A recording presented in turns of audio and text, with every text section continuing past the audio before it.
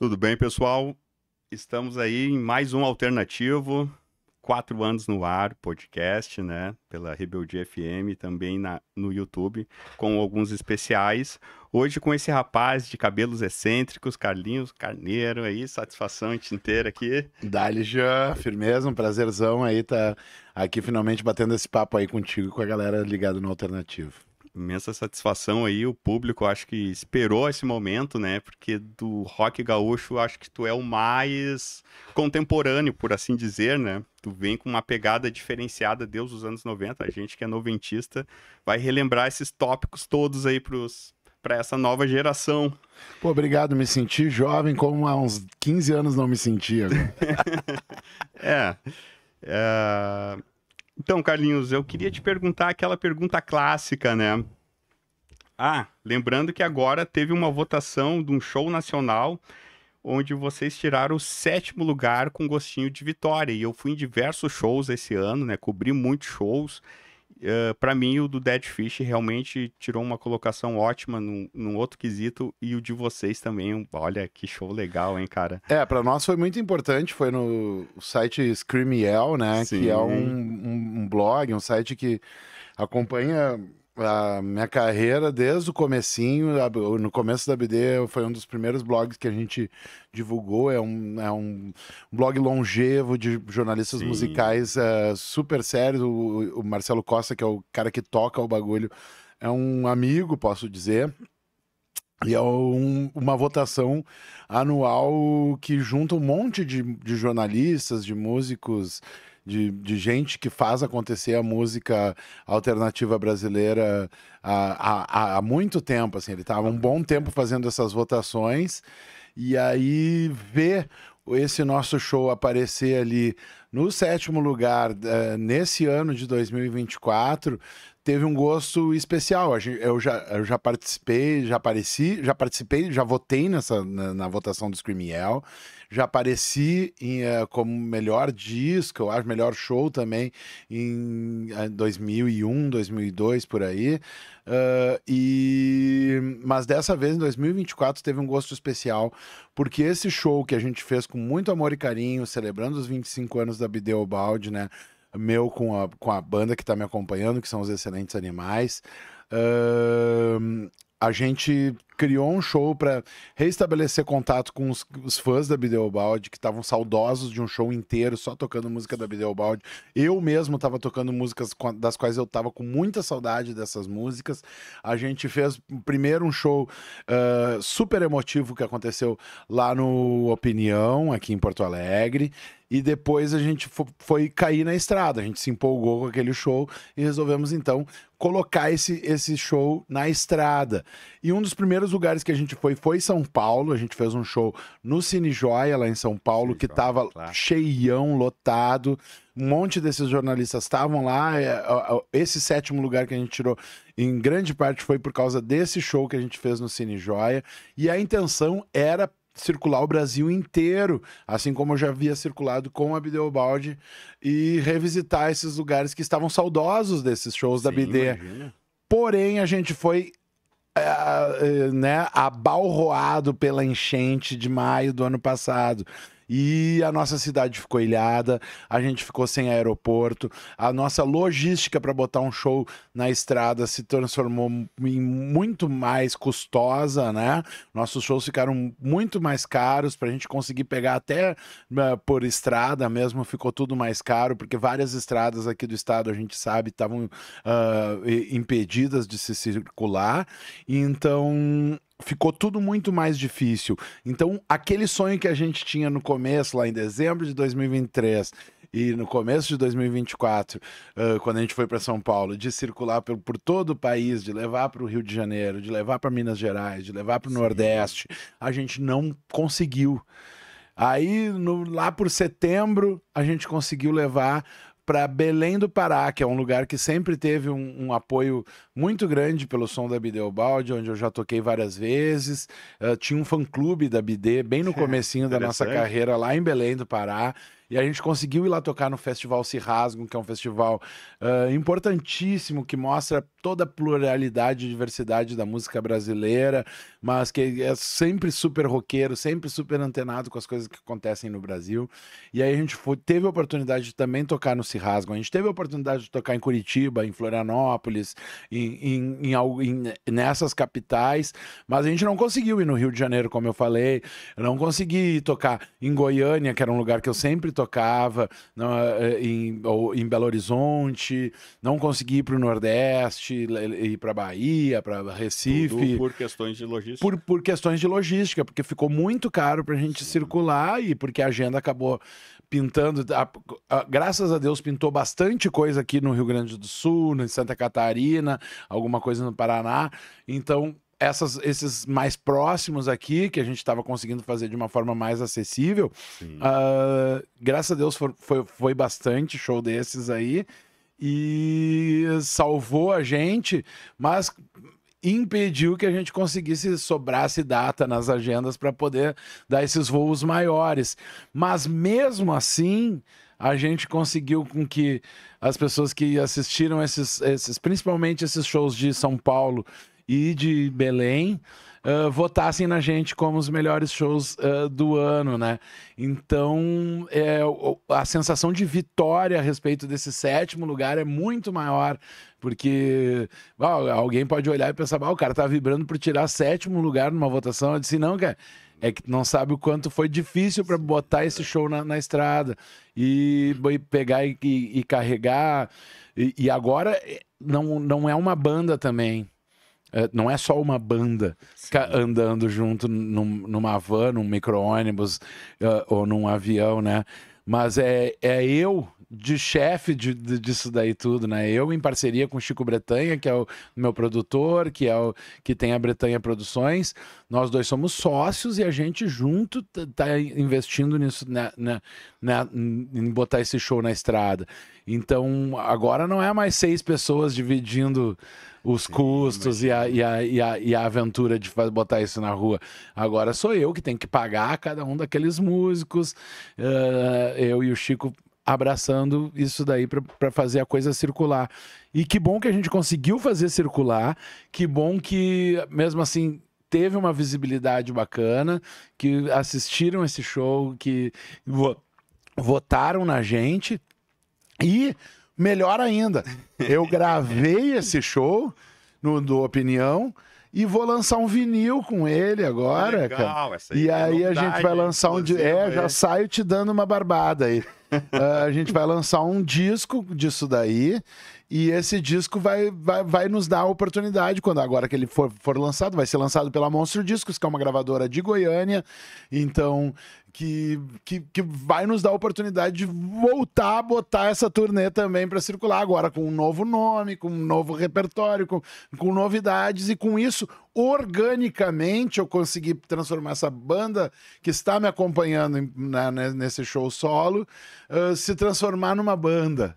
Sim. E a gente tá super amigo, todo mundo junto, tomando cafezinho, falando bobagem lá, e viajando junto, e tá sendo uma baita de uma emoção. Acreditar num projeto, eu acho que é o essencial, né, Carlinhos? E tu sempre veio, pela tua história que eu conheço ali, tu sempre acreditou no projeto, né? Desde o começo.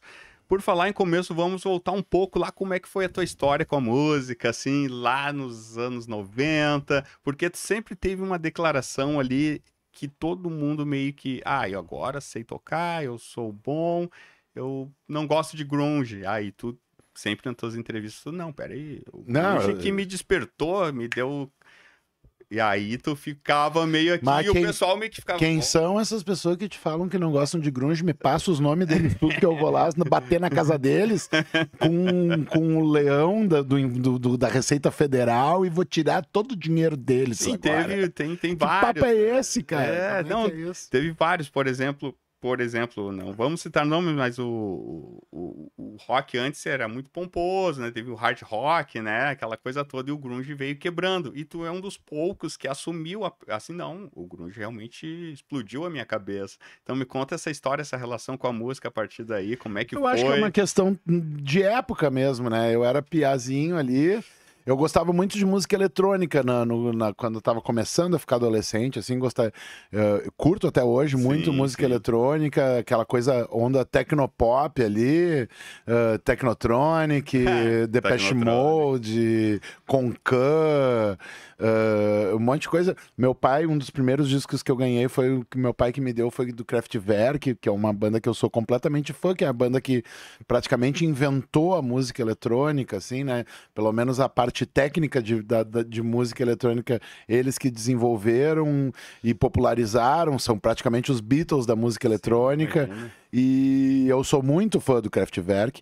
E aí eu gostava muito dessa coisa eletrônica, de tecnopop, coisa e tal.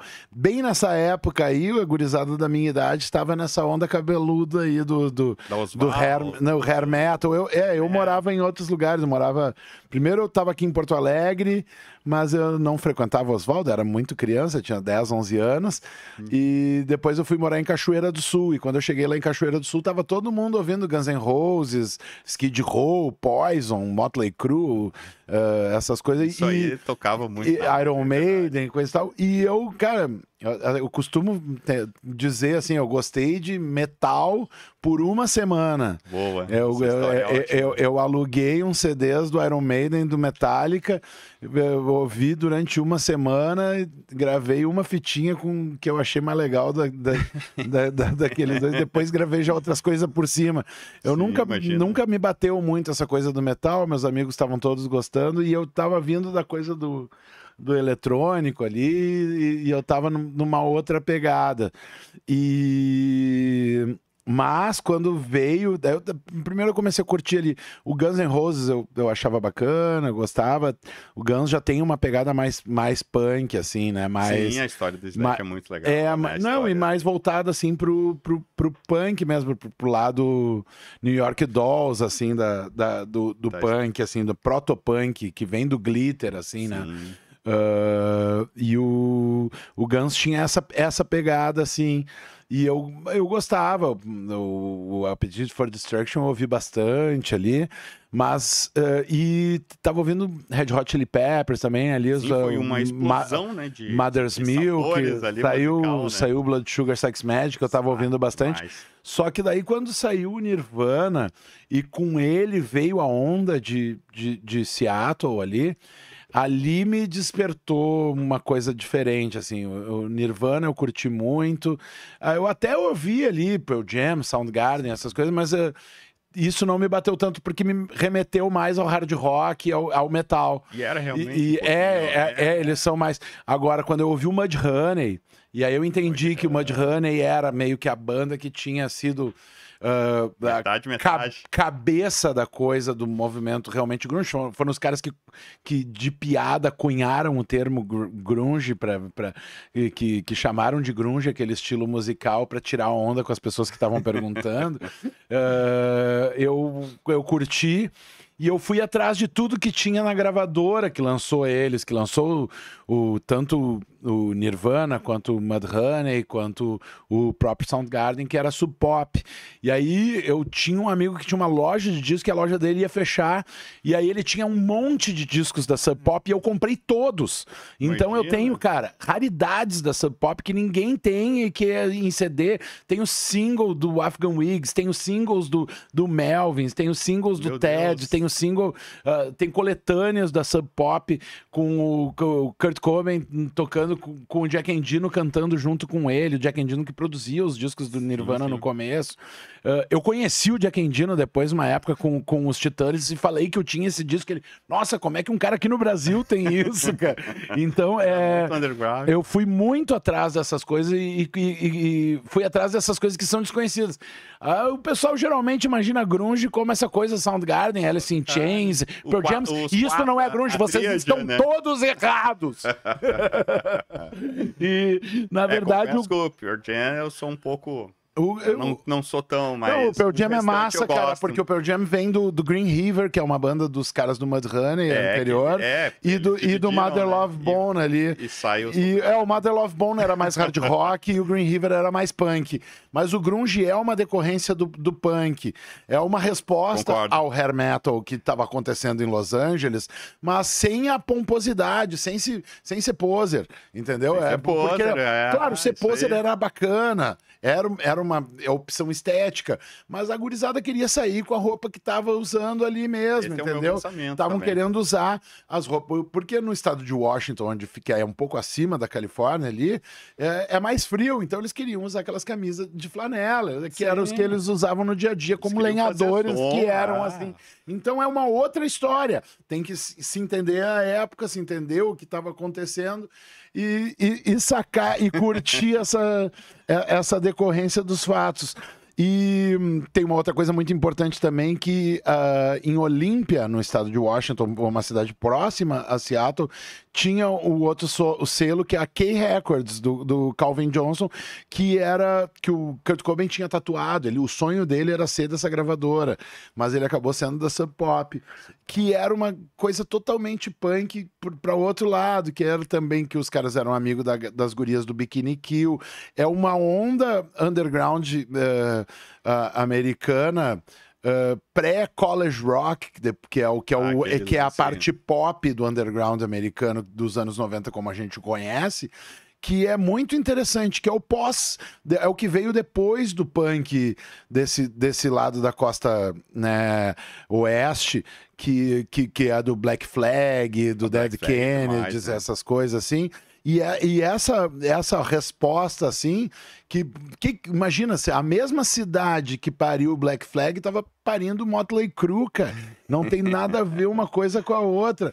Mas aí os caras que estavam lá e que gostavam daquilo ali, que gostavam do Germs, que gostavam do X, que gostavam do Black Flag... Agora, né?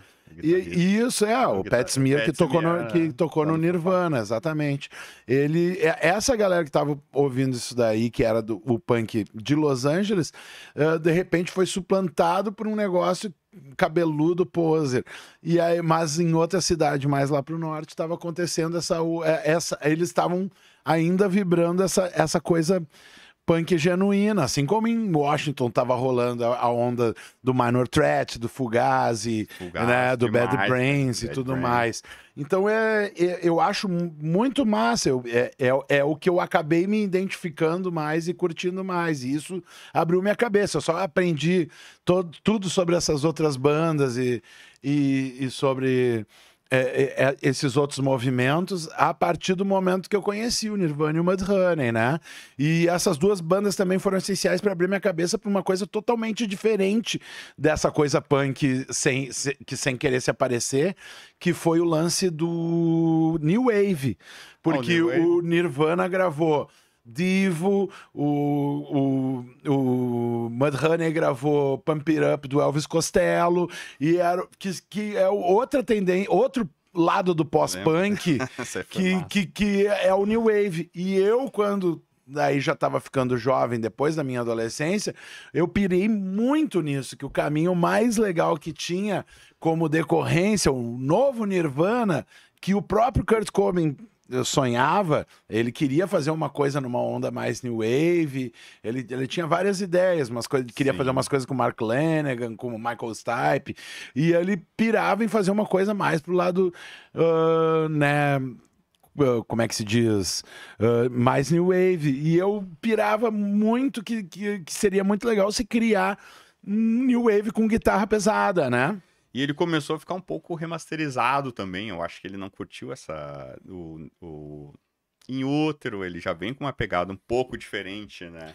No In Útero ele tava rompendo com tudo isso daí, que é produzido pelo Steve Albini, que é um... Ele começou já a voltar... Era um papa, o Steve Albini era um papa dessa postura punk dos anos 90. Isso aí. Ele era um cara que tinha um fundamento crítico a respeito de como funcionava a música. Tu sabe que o Steve Albini, sobre como ganhar o dinheiro dele para gravar o Inútero, que o Nirvana tava milionário, e ele... eu sei que vocês vão ganhar muito dinheiro com isso, mas eu quero só ganhar o meu cachezinho aqui, é isso daqui. Foi coisa de pouca, assim, foi pouca coisa. Acho que é $1.000, algo na época. Não, sei, eu mas acho que $100 $1.000 é ou 100, não, ou- $700 é a grana do Bleach, do primeiro disco com Jack Endino. isso aí. E aí o Steve Albini ganhou um pouco mais, ganhou mais. Mas ele Os não, caras já mas tavam- ele não quis roubar dinheiro, vou tirar todo o dinheiro dos caras da gravadora porque venderam milhões de discos. Ele não queria isso. Porque a E ele não queria royalties, ele não queria. Ele exigiu um monte de coisa que são posturas punks do Steve Albini, que ele colocou isso em pra prática. Ele eternizar, né? tem uma Realmente carta. eternizou, né? Agora, quando o Eternizou, Steve né? Albini morreu, a galera postou uma carta que ele escreveu pro Kurt Cobain, dizendo: ó, se vocês querem gravar comigo, vai ser assim, assim, assim, assim, assado.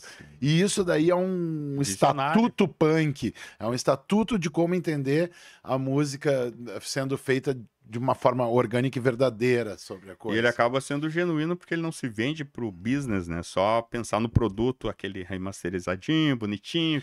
Cara, vender, ele tava vendido, cara. É É. mais legal do que isso. Ele entrou pra dentro do business e perverteu o business lá de dentro, cara. Ele botou foto de nenê decapitado na capa do disco. Ele Verdade, botou um nenê bem pelado lembrado, na capa do disco, na verdade. contracapa do Inútero. É um monte de Aquela bracinho arte de era nenê, muito um monte de coisa. Aquilo tudo é feito pelo Kurt, cara.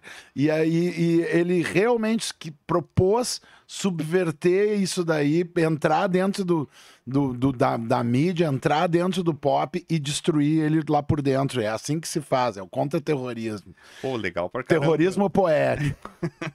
Legal pra caramba. Mas tu comentou que teve um lance com a música eletrônica, a influência do teu pai. Mas teu pai foi engenheiro. Talvez ele quisesse te levar pro lado da engenharia. O meu pai tinha isso. Ele me deu o Electric Café do Kraftwerk e ele me disse: ó, meu filho, esse disco aqui os caras é uma música feita por robôs. Ele me disse assim: que massa, pai. Os caras são engenheiro e inventaram umas máquinas que fazem música. Imagina. Ele entendia dessa forma. Tem gente que entende assim. Eu me lembro que tinha essa lenda que era assim, né? E na verdade o Electric Café é o disco que é menos feito assim, na real. E aí quando eu ouvi... Mas ele me deu com a intenção de me mostrar que na música tinha muito de engenharia. O negócio que meu pai, ele via que eu tinha uma cabeça meio aérea, artística, assim, que gostava mais de ler, de ver filme e de ouvir música e tal. E o meu pai queria me puxar para entender que o mundo era feito por pessoas e trabalhadores braçais, assim. Eu entendi, mas na estrada, quando andando com uma banda por aí, pai. E que, na verdade, essa história hoje está mais que comprovada que se tu fizer algo e se propor, vai dar certo, né? Esse caminho de segurança não existe. Às vezes a pessoa vai para uma empresa, no outro dia pode ser demitida, né? Eu conheço vários casos assim. E Carlinhos, como começou então a tua carreira na música, assim, que tuas primeiras bandas que tu teve, essa história toda que tu decidiu fazer, juntar o pessoal, antes daquela história toda do Bafo de Bira e da BD, um pouquinho antes ali do... Cara, antes da BD, eu tive banda só de brincadeira, assim, né, cara? Tive uma banda em Cachoeira, quando eu morava em Cachoeira, que era... A gente só conseguiu fazer um ensaio ou dois. Que massa. Inventamos umas músicas. E depois eu tive uma outra banda durante o colégio, aqui já em Porto Alegre, que era Efebia Ateniense. Essa a gente tinha muitas composições. Essa que tinha o pessoal da Esmalha também, no Rosário. Isso, a gurizada que depois tocava com a Esmalha. Sim. E eles tocavam comigo. Eu era da banda autoral dos guri que tocavam com as Esmalhas. E aí os guri, a gente... Acho que aquela primeira banda em Cachoeira, ela serviu para uma coisa que eu não sabia na época, mas serviu para um negócio que eu continuo fazendo até hoje, que é a capacidade que eu tenho de sair inventando música do nada, sabe? Isso é muito legal, né, e sem medo de sair cantando sobre um tripé o tripé dessa câmera é bonito, sabe? O cara pode sair cantando sobre qualquer coisa. E nessa primeira banda que a gente teve 2 ensaios, a gente ficou brincando sobre isso. Tipo, tava dando uma propaganda da família Dinossauro na TV. Que massa, e a gente fez uma música sobre família. Família, sei lá o quê, meu pai, meu irmão, sei lá o quê. E aí os guris deram risada. Mas a gente acabou não continuando a banda. E depois, no colégio, quando a gente montou a EFEBI, assim, foi muito assim... primeiro, antes da EFEBI, a gente se chamou os Caspudos, porque a gente fez uma espécie de bullying, que a gente criou uma lista dizendo todo mundo que tinha caspa na nossa sala de aula. E aí a gente botou o nome de... Era requisito. Era, tipo, 35 pessoas na aula, a gente botou umas 20 pessoas, inclusive as gurias, dizendo que todo mundo tinha caspa. E aí a gente ficou inventando 5, 7, 8 músicas sobre caspa. Tudo era com caspa. E aí a gente, aí a gente escreveu as letras, eu escrevi umas letras, um outro amigo meu, Eduardo Furastei, escreveu umas outras letras, e aí a gente foi para um estúdio pra tocar aquelas músicas, né? Sim. E o que aconteceu foi que nem... Claro, dos 20 que estavam listados lá, 10 eram bullying, né? E os outros 10, 5 não foram, e foi 5 doidos pra dentro de um estúdio. E ali meio que acabou os Caspudos e a gente começou a inventar uma outra banda que daí numa onda meio punk, hardcore, seguindo uma pilha meio... Isso já era 90... isso é 94. 94. Isso foi em 94. E aí numa onda meio NoFX, meio Pennywise. Fat Mike ali, o pessoal. Isso. A gente tocava uns NoFX, tocava Operation Ivy. Tava bem estourado naquela época. Isso, a gente tocava Longest Line do NoFX, eu me lembro, é a minha preferida até hoje. Massa pra caramba. E a gente e tocava isso, e alguma coisa de punk daqui também, Replicantes. O batera do Replicantes.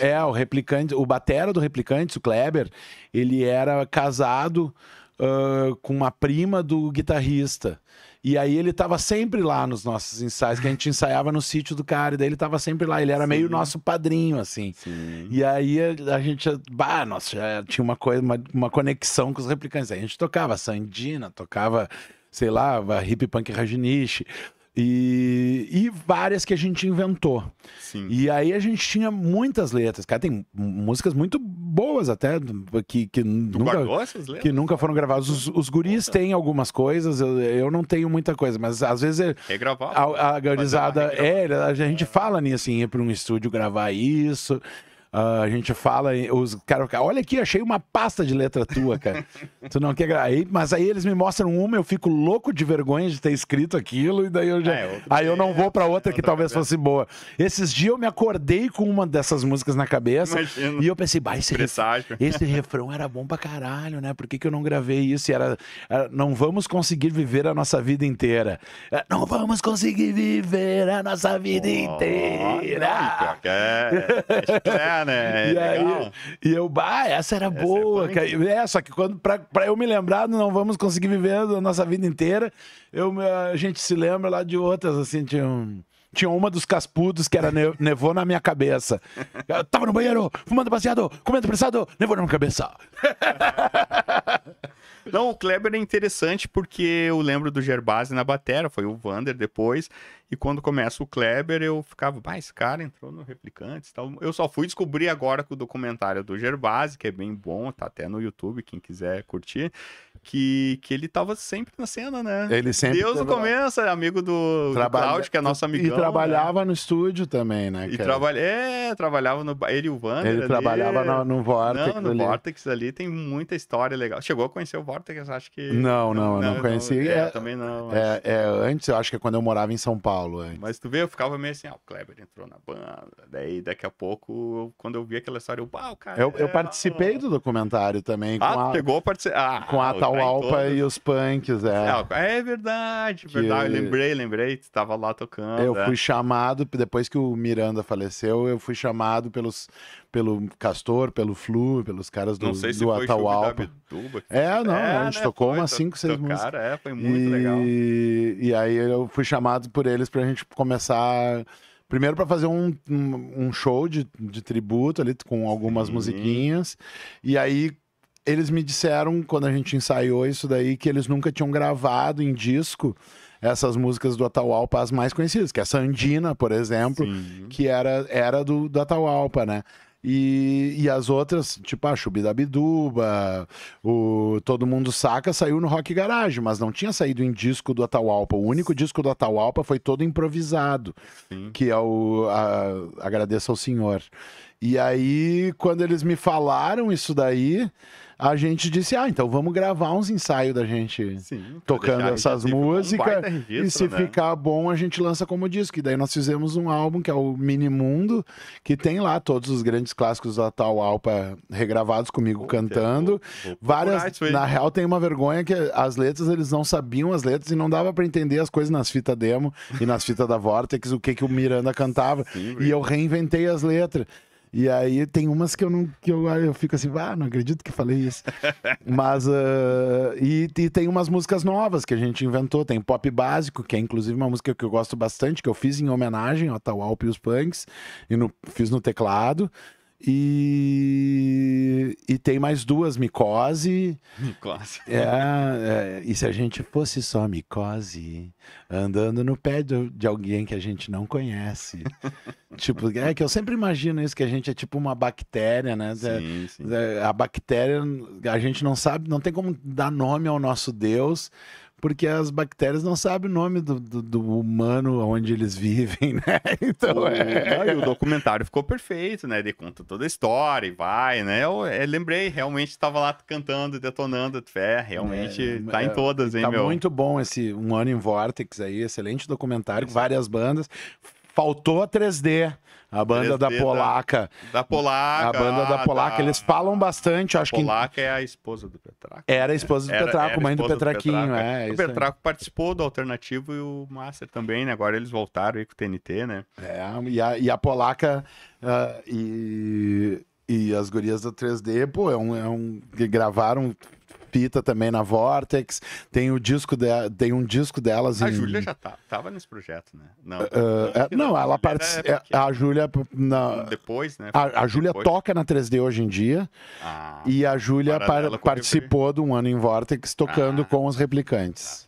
Não, o show da Júlia com Replicantes, eu fiquei assim. Meu Deus, é o melhor show, na minha opinião. Eu não desmerecendo não desmerecendo ninguém, mas é que cada show é cada show, né? Eu sou muito fã da Júlia, cara. É demais. A Júlia, quando a gente tava com a BD, a Júlia tinha uma banda que é os Alcaloides, que pra mim é uma das melhores bandas que já existiram aqui, das mais criativas. É uma banda punk doidona, pra mim é o nosso Dead Kennedys da Gaúcho, entendeu?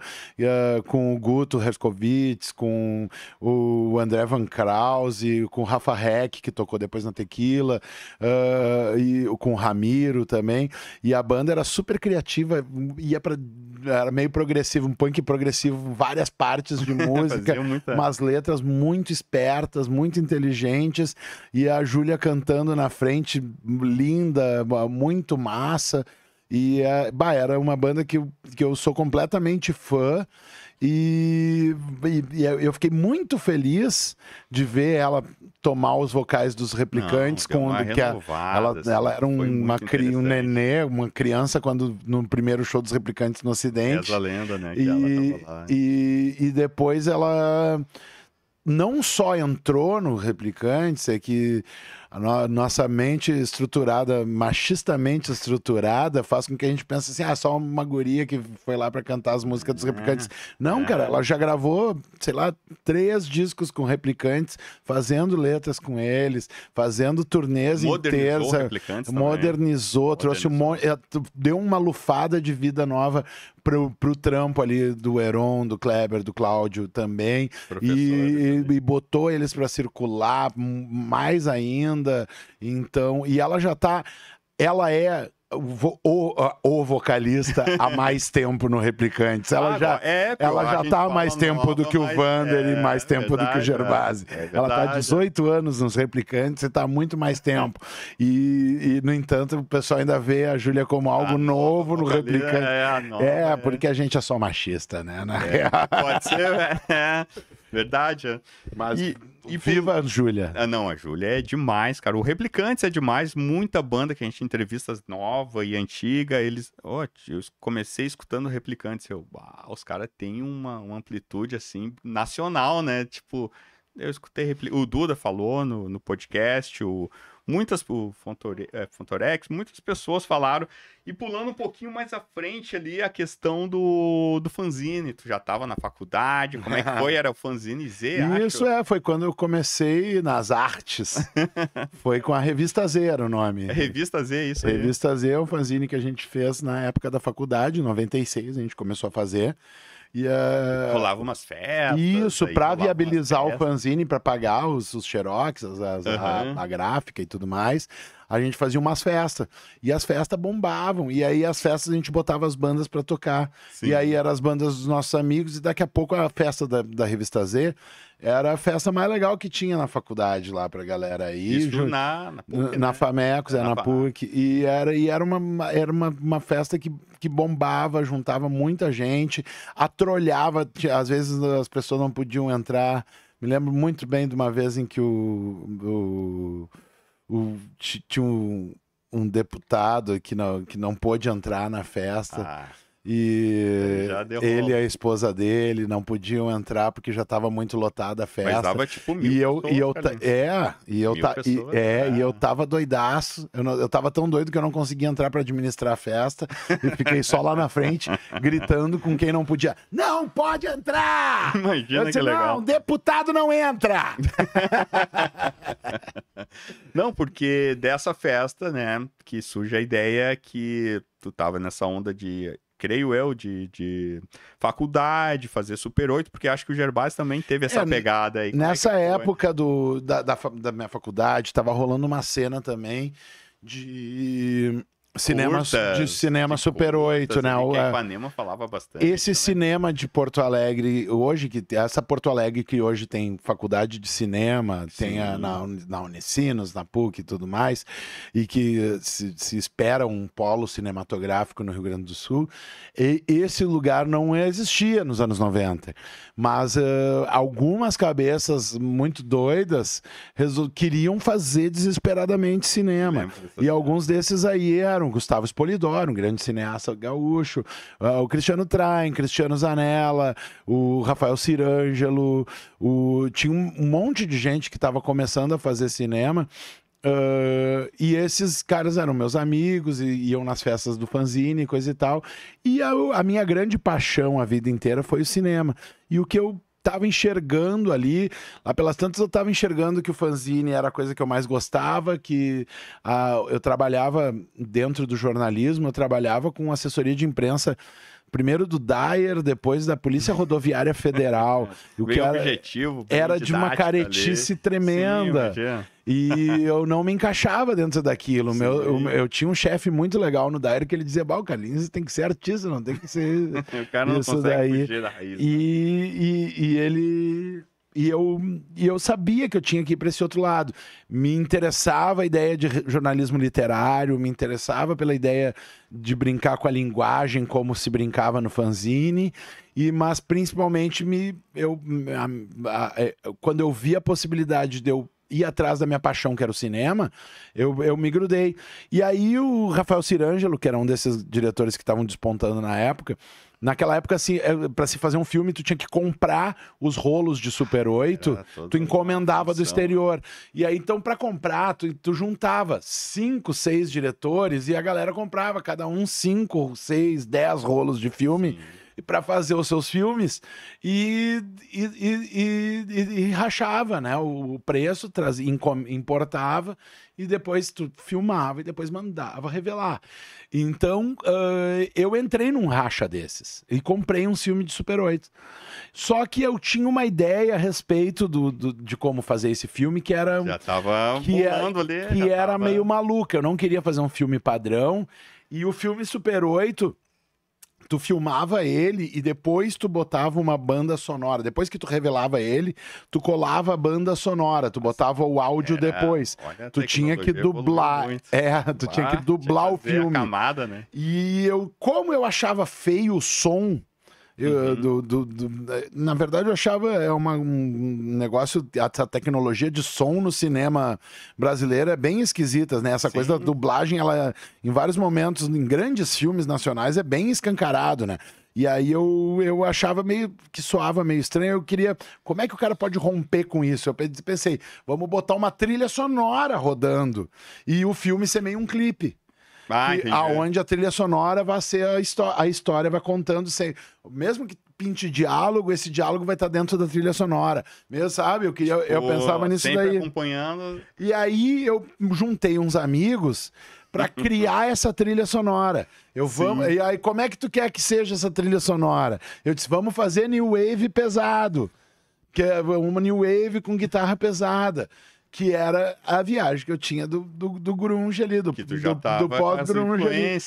E que eu tinha conhecido o André, que era um cara que tinha vindo de Curitiba, e ele era, junto comigo, os únicos fãs de uma banda chamada J. Kabak, que eu chamava para tocar. J. Kabak era uma banda que pouca gente conheceu, que tocava em todas essas festas do meu fanzine, porque eu era muito fã. Só que só eu gostava, que era uma banda barulhenta, com umas letras sem sentido.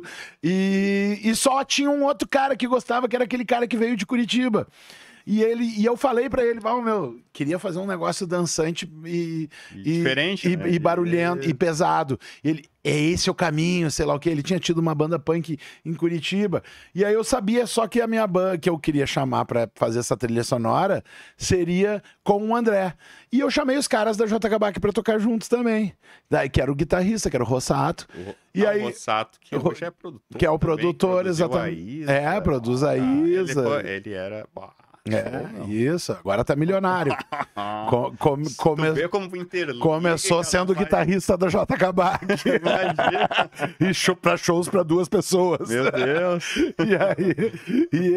E aí eu chamei esses caras pra gente ir pra dentro do estúdio. Nós fomos pro Bafo de Bira, do Rafael Malenotti. Pra fazer a produção do filme. Pra fazer uma trilha sonora. Trilha sonora, tá. Só que a ideia era assim, vamos inventar música. Sim. Aí o que sair dessas músicas, eu vou selecionar e vou usar para botar na história do filme. E aí nós fomos para dentro do estúdio, ficamos bebendo, fumando, falando bobagem, inventamos 8 músicas. Dessas 8 músicas, quando acabou o ensaio, o Rossato me olhou e disse, cara, é o seguinte, tu vai desistir do teu filme, eu vou desistir da J. Kabak, isso não é trilha sonora de um filme, isso é uma banda pop, tu inventou agora refrão, que eu não conheço nenhuma banda que tenha refrões assim tão pegajosos há muito tempo, e nós vamos ser uma banda. E aí o Rossato, numa das festas da Revista Z, ele tinha sido o dono do bar. E eu e ele tinha combinado que nós ia bem arrumado. Essa festa que eu não deixei o deputado entrar, sim. A gente tinha ido super bem arrumado de terno e gravata. E aí eu olhei pra ele e disse, tá, então essa nossa banda vai ser todo mundo de terno e gravata. Ele disse, terno e gravata. Eu disse, vamos chamar a Kátia, que era uma amiga nossa, que ela disse que ela toca teclado e vamos botar ela meio tocando uns Serge Gainsbourg ali, uns tecladinhos, fumando um crivo ao mesmo tempo. E aí nós chamamos já pro segundo ensaio, já tinha a Kátia, e estava formada a Bideobaldi, estava criada a Bideobaldi. Sem o nome, mas já estava o núcleo ali. Meu nome apareceu nos próximos meses ali. Mas a ideia, a concepção da Bideobaldi, que durante todos os 18 anos que ela teve na ativa, foi bolado naquele primeiro ensaio de brincadeira para trilha sonora de filme. Quando é pra ser, né, meu? E, tipo, vocês também foram, assim, algo que claro, tinha as festas, mas Porto Alegre é meio bairrista ali, tinha tuas festas aqui, quem é do outro bairro já não tá tão ligado, ainda mais naquela época, sem internet, né? E quando a BD chega, ela é uma explosão, né? Ela não chega assim... devagarinho. Aí tem um outro fator. Mas ela fez toda uma história. Ela não chegou por chegar lá. Tem um outro fator importante que a gente botou na ativa na época, que é o fato da gente ser aluno de comunicação.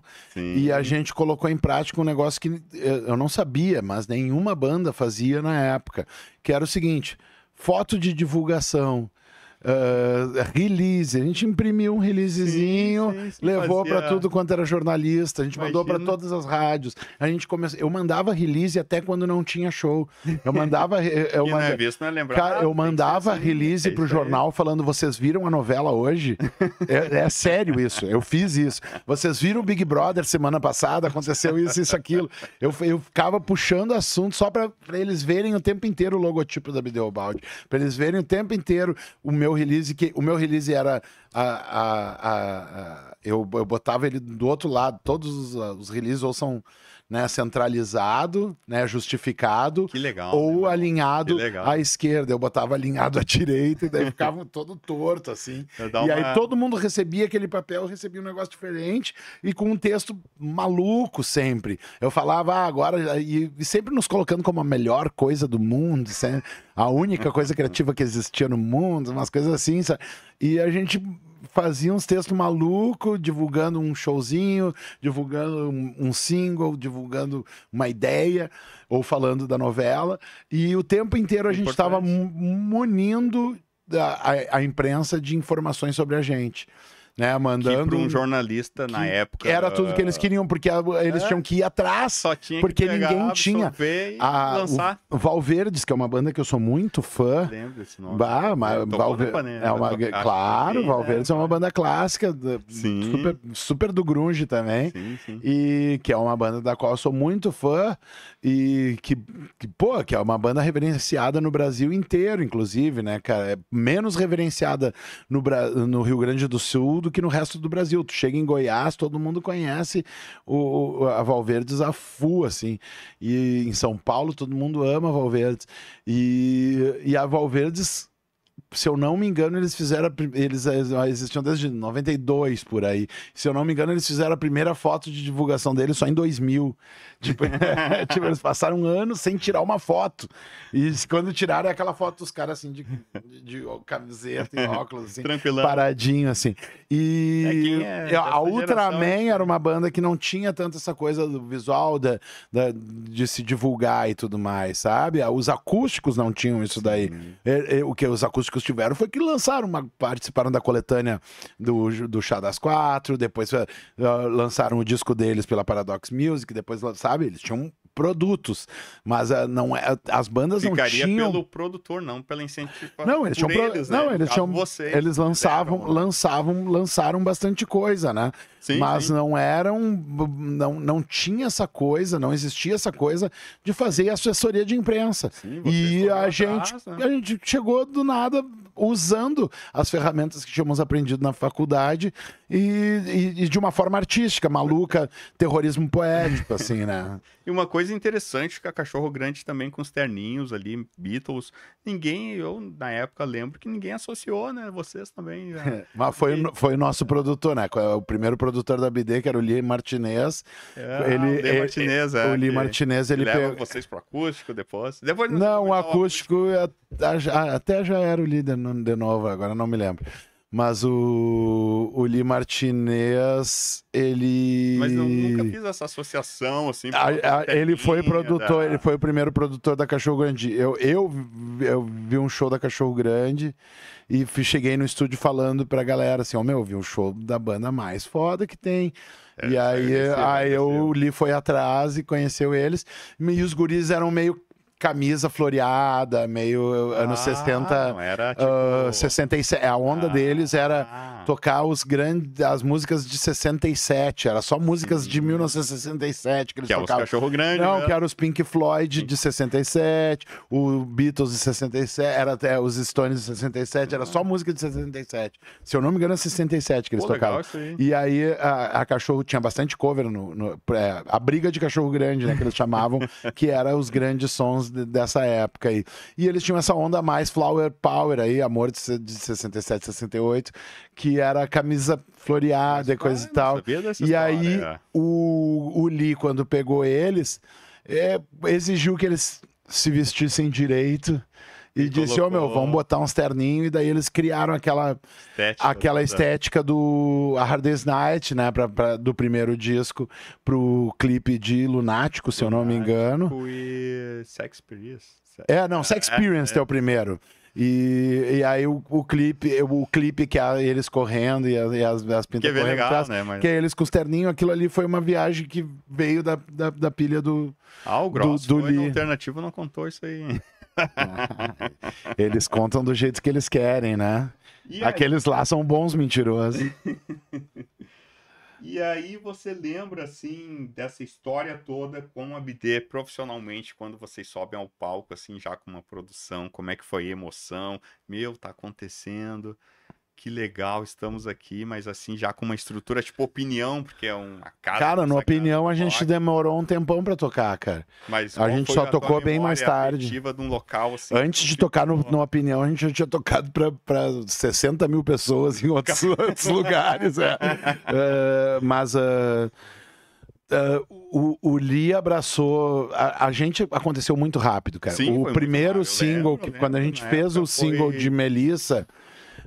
e a gente mandou para todos os jornais com release, foto, capinha reza a de lenda single, que tu largou coisas. Desculpa interromper, mas reza a lenda que tu largou a fitinha na Não, foi CD. CD, a gente é do CD na Kátia e no Mauro Borba, né? Isso, a Kátia Suma, o Mauro Borba, eu acho que a gente levou para Atlântida também. E eles compraram a briga ali, largaram... Não, na mesma semana... Já bombou. Todo mundo ouviu e saiu tocando...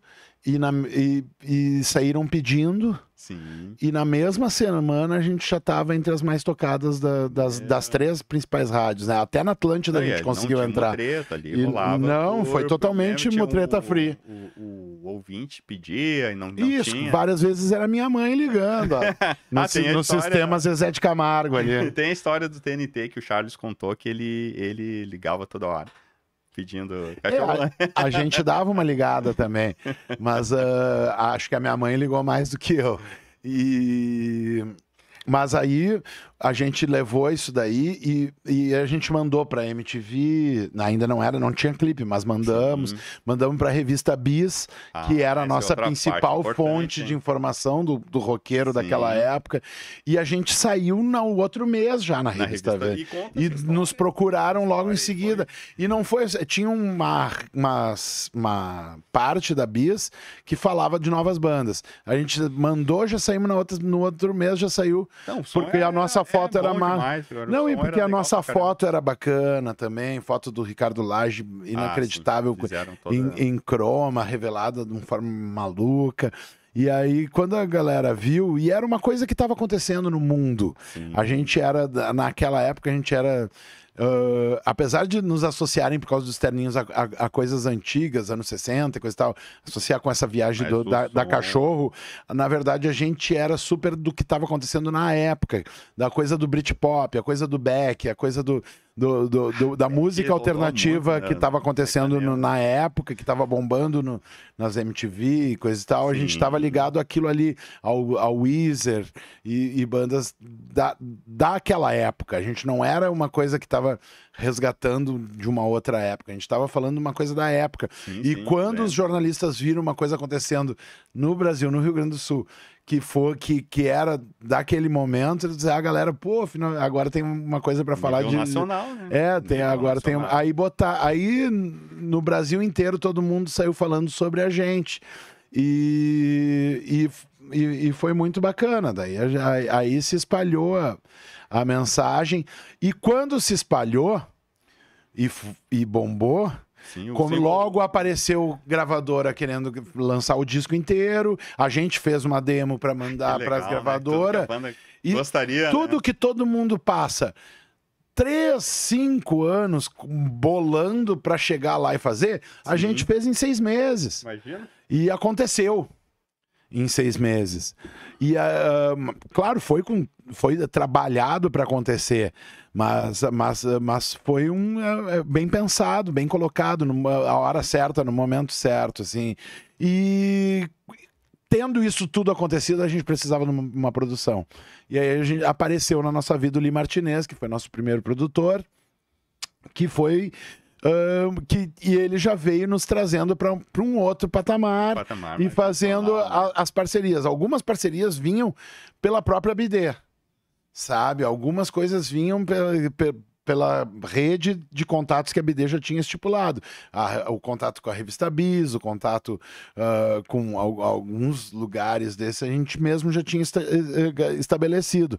Mas o Lee trouxe outros tantos. Por exemplo, estreitou o nosso caminho junto à Atlântida, que deixou a coisa bem mais pop, foi o Lee Martinez que nos levou para lá. O Lee, na época, trabalhava com a Ultraman, antes acho que estava trabalhando paralelamente com a Bandalheira também, e a Ultraman estava lançando o Olelê, que era o maior disco, um dos maiores discos da história do Rio Grande do Sul, e era maior disco da época ali, né, que estava saindo, e aí ele já deu prosseguimento a isso, trazendo o trabalho junto com a BD para divulgar.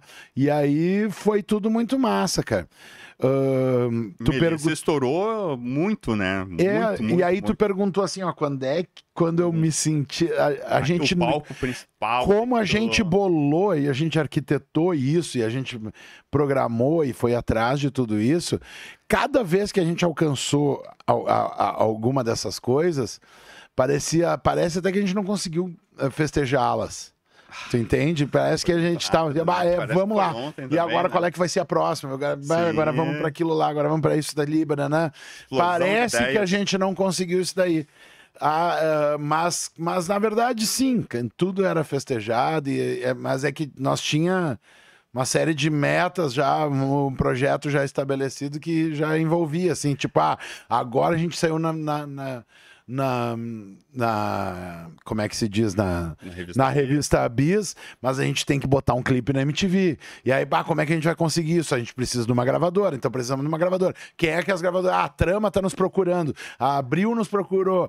Não, a Abril agora já fechou com o fulano, não vai mais querendo fechar com a gente. Sei lá o que. Então tem a Antídoto, que é um selo daqui, mas eles vão nos dar atenção total. E aí, e agora a Antídoto conseguiu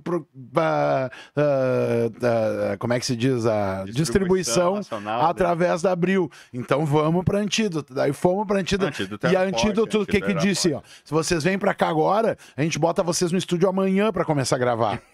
E isso é que nos interessava, porque a gente queria sair fazendo... Não sair do foco ali. Tudo isso estava acontecendo, cara. Eu não sabia cantar, eu não sabia gravar, nunca tinha gravado. É peculiar, não, forte, mas aquele primeiro disco, eu odeio aquilo tudo.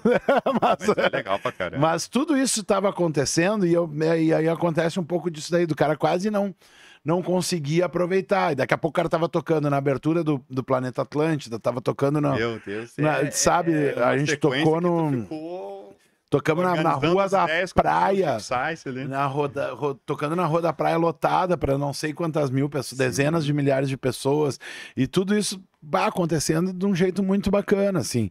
Não, então, e tudo sem mídia social, sem essa... Não, nem existia. Só com a Ipanema. Não existia nem Orkut, né? Não existia nem Orkut, era algo... era assim, muito legal. E, Carlinhos, indo um pouquinho à frente, o Gross teve, né, aqui no Alternativo, o Tonho Croco, e a gente vai falar do pós-festa e da parte do cinema ali, depois da MTV ali, sabe? Eles contaram que teve uma festinha ali, depois tu vai comentar também. Mas vamos pular um pouquinho ali pro acústico MTV. Um pouquinho antes ali, vamos chegar ali em São Paulo. Como é que foi vocês sair daqui, né, de Porto Alegre para São Paulo com a banda toda, já contrato assinado, depois dessa loucurada toda de não ter curtido tanto, porque vocês foram numa sequência muito rápida, mas chegando em São Paulo, vocês a gente chegou lá numa ansiedade máxima, imagina, né, cara? E gurizada, e a gente conseguiu, né, a gente 20 e poucos anos. Através do Lee, a gente pintou uma parceria com um grande produtor brasileiro, que é o Poladian, Manuel Poladian, e aí o Lee disse: galera, esse cara, ele tem condições de levar vocês para outra esfera. E aí eu fico por aqui, eu não tenho como acompanhar. Ele já estava com a Cachorro Grande. Boa. E aí ele, então, agora vocês ficam com o Poladian. Eu vou ficar aqui em Porto Alegre com os guris. Ele ainda vendia nossos shows e tudo mais. E aí nós fomos para São Paulo com o Poladian e com a Abril abraçando a nossa causa. Abril porque daí, por mais que fosse distribuidora do nosso disco, o nosso disco, como teve uma entrada fácil em rádio, como teve, a nossa música começou a se dar bem na MTV com o clipe da Melissa, começou a entrar super bem, a gente A MTV é do Grupo Abril. Era do Era do Grupo, Grupo Abril também. Tava em cá. Era do Grupo Abril também. Tava em cá. Mas eu acho que isso não foi tão decisivo assim, cara. Mas, Era uma peneira, né? Ali os VJs também tinham um poder de voto ali, né? E eu não sei se é os VJs, a galera que programava e Sim, tal. E é o lance da gente ser A bola da vez. uma coisa que estava acontecendo naquela época, né? E aí, como aconteceu tudo isso daí, a gente vai para São Paulo, daí então venham para cá. A gente estava indo seguido para divulgar. A gente ia, ficava 10 dias e ficava divulgando, fazendo vários programas e voltava. Daí os caras disseram, então vem para cá que a gente vai alugar uma casa para vocês ficam aqui. E aí a gente foi para lá, todo mundo. Só que daí foi massa, foi do caralho, só que não foi tão bom. Primeiro porque a gente se afastou das nossas namoradas, do X da lancheria do parque, e tudo isso daí mexeu com a nossa cabeça. Está mais junto também, né? A gente ficou todas os 7 morando numa mesma casa que deu atrito inevitavelmente. Sim, e esse atrito não foi legal. E depois... Que é natural do ser humano, não E adianta, depois, porque daí a gente entrou no no sistema dessa gravadora grande, de uma produtora grande, e aí as coisas para eles funcionam de um outro jeito. Eles querem, uma produtora grande quer que o nosso show, que estava custando, sei lá, 5 mil reais, passasse a custar 80 mil reais. E aí não tinha quem pagasse 80 mil reais por uma banda que estava custando 5 mil reais semana passada. E aí eles queriam que a gente ficasse até chegar no valor, até estar valendo aqueles 80 mil reais, que a gente ficasse em casa lá, sabe, inventando músicas. E a gente não queria isso daí, então a gente ficava voltando direto para o Rio Grande do Sul, fazendo os shows que a gente tinha bastante show para fazer por aqui. E começamos. E a gravadora também. Daí nós já tinha material para gravar um segundo disco. A gravadora lá de São Paulo ainda tinha música para render do primeiro disco e não queriam fazer isso daí. Aí deu esse atritinho, assim, começou a ficar estranho. Aí teve a briga dentro da banda, que que foi o Rossato, né, saiu da banda. Tem uma história que tu e eles estão caminhando e ele questiona assim, tipo, pô, né? Como não é? Como é que foi? Ele disse, porque tipo, o lance era ele ou nós e ele. O lance era muito nós dois, tanto é que a gente continua amigo até hoje, né? Sim. Talvez ele já tivesse com outras ideias, né?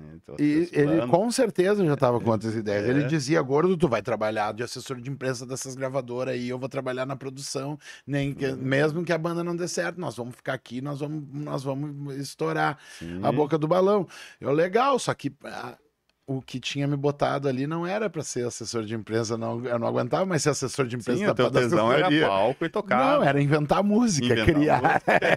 O meu negócio é criar, né? E eu queria ser o artista, eu não sabia disso, agora eu entendo dessa forma.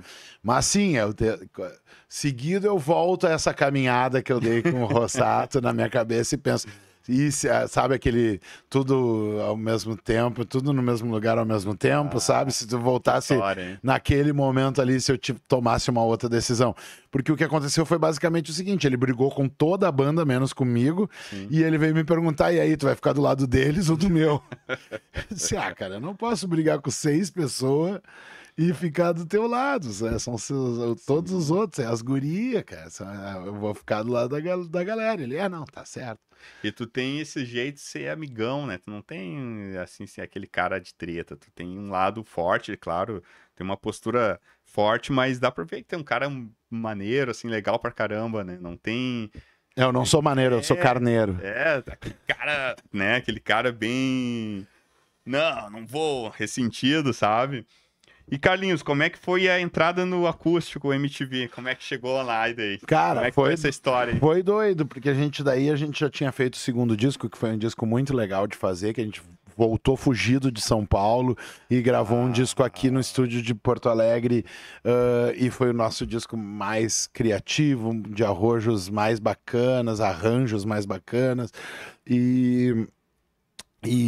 aí tinha sido e que foi bem recebido também Sim. por toda a crítica, por toda a imprensa que tinha recebido bem o nosso primeiro disco, e mesmo sem o aporte da Abril Music, que a essa altura eu acho que já tinha falido, mesmo sem o aporte da Abril Music, a gente conseguiu espalhar a música do Outubronada para tudo quanto é lado, o clipe de Bromélias, o clipe de Cores Bonitas, concorreram ao VMB também, o nosso site legal, concorreu no VMB, a gente estava sempre ainda participando de tudo, e depois veio o nosso terceiro disco, que aí foi o primeiro sem a gravadora, a gente foi fazer com um selo de um dos diretores da Abril, e ele acabou sendo não andando a coisa, né, no selo com ele lá, e a gente ficou meio à deriva naquele terceiro disco ali. E o nosso disco meio que tava quase flopando, como se diz hoje em dia, assim. E eis que Ploft. A gente só não flopou porque a gente fez uma turnê por todo o litoral gaúcho no verão de 2004 para 2005, que a gente tocou divulgando Detran por todos os lugares. Até tem um EP da BD com dicas de trânsito. e a gente tocou tipo 15 shows em todo, inclusive no Litoral Doce, São Lourenço, Cassino, Cidreira, Tramandaí, Capão. Em Capão, inclusive, quando eu fui subir no palco, quis meter a Maria Bethânia, entrei de pé descalço, tomei um choque, tropecei, caí no chão e quebrei a mão. Ali, por isso tu tá no acústico. Ah, tá. Isso, daí... Tá explicado então, pessoal. Tá explicada a história. E aí, no meio dessa turnê, a gente recebeu o convite para participar do Acústico MTV Bandas Gaúchas. E aí, caiu como uma salvação, né? Voltou pro nível Rota Nacional. Que loucura! Né? Ao mesmo tempo, a gente reconhecia que o projeto, por ser com 4 bandas, ele não era como... É que o Acústico MTV, é sempre bom lembrar, era então o projeto de música mais rentável do Brasil. Sim, ele tinha feito o acústico do Titãs, o acústico do Capital Inicial. Eram milhões em vendas. Milhões. E eram o Rapa, sei lá, o Gilberto Gil, a Cássia Eller, tudo aquilo ali tinha acontecido. Era caro para fazer. Caro, e ganhava muito dinheiro, vendia muito disco. E aí os caras vêm querer fazer um acústico MTV com a Ultraman, com a Cachorro, com a Bideobaldi, com o Vander, que não vendiam nem um centésimo do que esses grandes artistas, entendeu? Sim. Era uma proposta muito alternativa para dentro do que o selo Acústico MTV tinha. No entanto, eles estavam abraçando aquilo ali, a MTV era a nossa parceira, vamos nessa.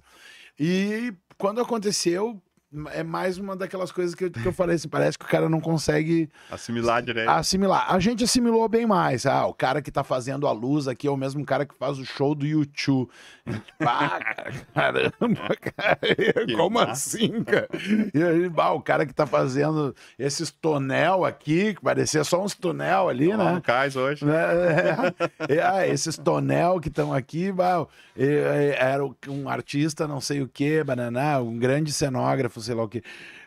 Tudo isso daí era cachapante, né? Sim, mas e era uma estrutura bacana. O produtor, o Paul Ralphs, tinha produzido vários desses acústicos bem-sucedidos anteriores. Ele era um músico inglês, super tarimbado e coisa e tal. Chegou mexendo nas nossas músicas, a gente ficou meio estranhando, assim, mas foi uma grande experiência. No entanto, na época, aconteceu na mesma época, assim, daí a gente lançou o acústico foi sair em maio, se eu não me engano, de 2005, e na mesma época a gente conseguiu relançar o nosso terceiro disco, É Preciso Dar Vazão aos Sentimentos, em revista. Com o Lobão, com o Lobão Aquele na lance do revista, Lobão, né? na revista Outra Coisa. Outra coisa. Pelo qual... Uma sacada ótima do Lobão na Isso, época, né? ótima para ele, porque a gente está esperando dinheiro até hoje. Esse aí é... Esse aí Vendeu todas as nossas revistas, a gente não sabe. Não só de vários, acho.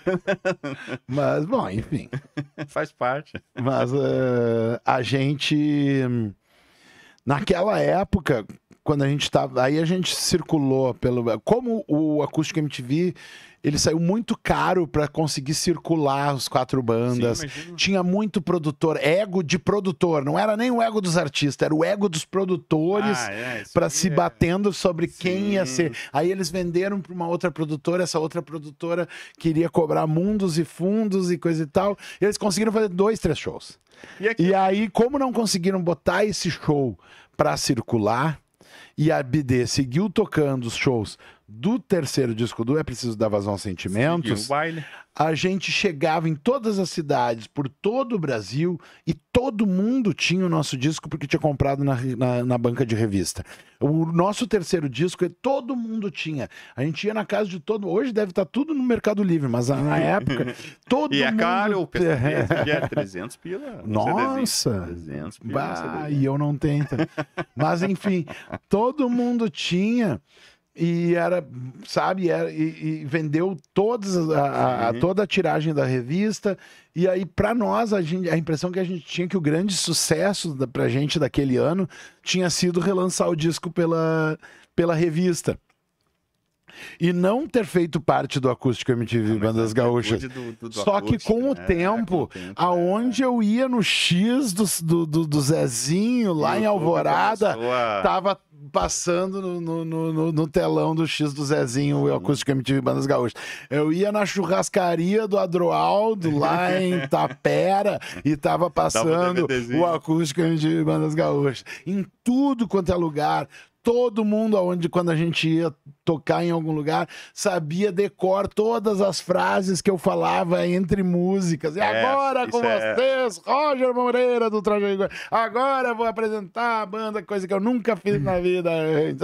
Todo mundo sabia de cor todas essas frases que eu falo e com o tempo ele se tornou esse clássico que ele é hoje. Eu achei interessante do acústico o que o Vander fez, né? Ele pegou, não, meu parceiro vai ser o Capone, né? Porque ele tinha falecido. Que ia ser já.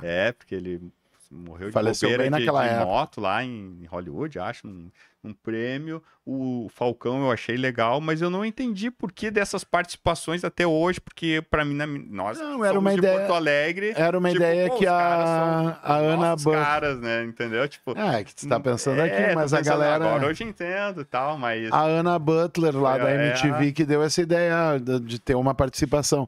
A nossa primeira participação era pra ser o Evandro Mesquita. Não, o Evandro, da Blitz, por causa da Blitz. Isso, que era a nossa referência maior, né, daqui do Brasil, a coisa do New Wave, né? Sim. A grande banda New Wave brasileira era a Blitz. E eu, cara, ela me deu o telefone do Evandro, consegui. Eu nunca vou esquecer. E aí é que tá.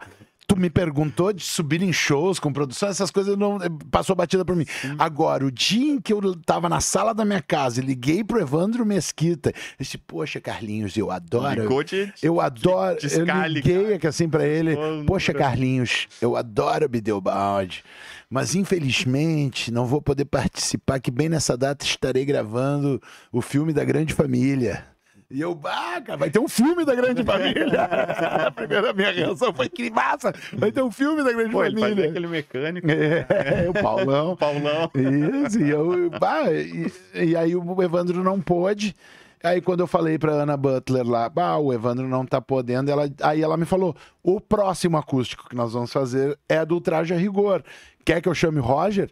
Cara, nós todos éramos absolutamente fãs, e não tem jovem dos anos 80, 90 que não tenha tido o disco Nós Vamos Invadir Sua Praia como seu primeiro disco, como todo mundo sabia aquele disco inteiro, decor. A abertura de novela já é do segundo disco, mas o Nós Vamos Invadir Sua Praia, todo mundo sabe decor inteiro, cara, e é uma obra-prima ali daquele grande momento ali. Nós éramos muito fãs, assim, daí claro, aí ela mesma chamou, não fui eu que liguei, e a gente passou tempo de ensaio e tudo mais, sem falar com o Roger. A gente só conheceu ele na hora de gravar, assim, foi bem esquisito. E aí foi ele é um artista meio... amornou aquela paixão. Ele é um artista meio acomodado. Esse tempo ele deu uma declaração. Acomodado, eu acho que é um termo. Não, ele mesmo disse. Ele disse, tipo, não, eu vou ficar fazendo meus shows em São Paulo, eu não pego avião. Mas eu acho que isso não é por comodismo, é por medo de avião mesmo. Não, mas ele disse que não gosta, assim, de... Isso ele fala pra não parecer que tem medo. Fazer show, tipo, algo assim, né? Mas também acho que a história dele é grande, ele fez. Eu acho que ele tem medo tanto do avião quanto das reações negativas também que existem por causa das posições políticas dele, né? A coisa que o Lobão, por exemplo, não teve e já superou, cara. Superou. Já superou, é que o Roger foi ficando cada vez mais encalacrado naquela mente dele. Talvez para não perder a boca ali no SBT também.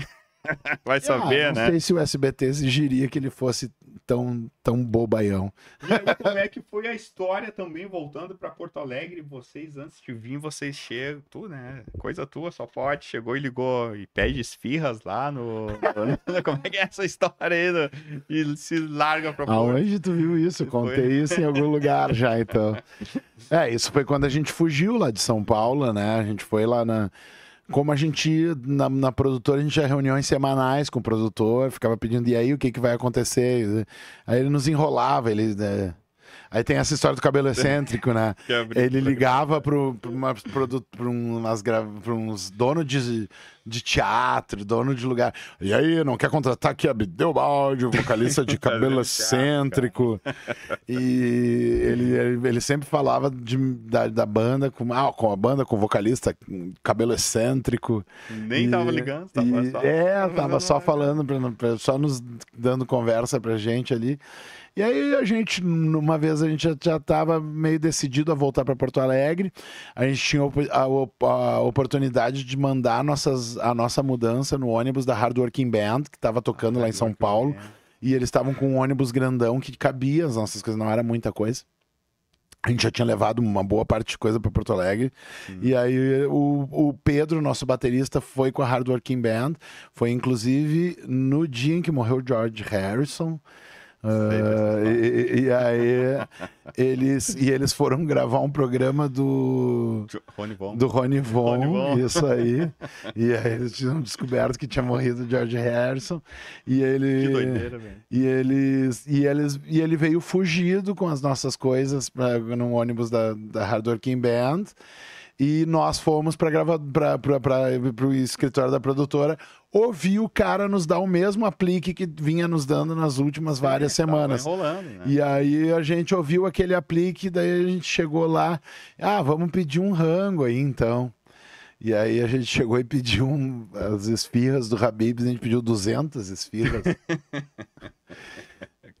E aí que doideira. A gente pediu, ele, beleza. Daí a gente se levantou e foi embora e deixou eles lá para receber 200 esfirras. E fomos embora, já compramos nossas passagens, voltamos para Porto Alegre e nunca mais voltamos para São Paulo, deixamos a casa lá e só avisamos, a gente não volta mais e já estamos gravando o disco a partir daqui uns 2 meses aqui em Porto Alegre mesmo. E, na verdade, a gente até estava certo, porque a Abril, que estava nos fazendo esperar para gravar um próximo disco, acabou falindo, então não... E a talvez eles não quisessem gravar o nosso disco, que já estavam falidos, né? A tua essência é essa do grunge, do pós-punk, do punk, não tem que esperar muito, faça você mesmo. Eu acho que esse negócio das esfirras nem foi necessariamente só a minha, assim. Eu acho que veio... Vamos deixar uma lembrança aí pra eles.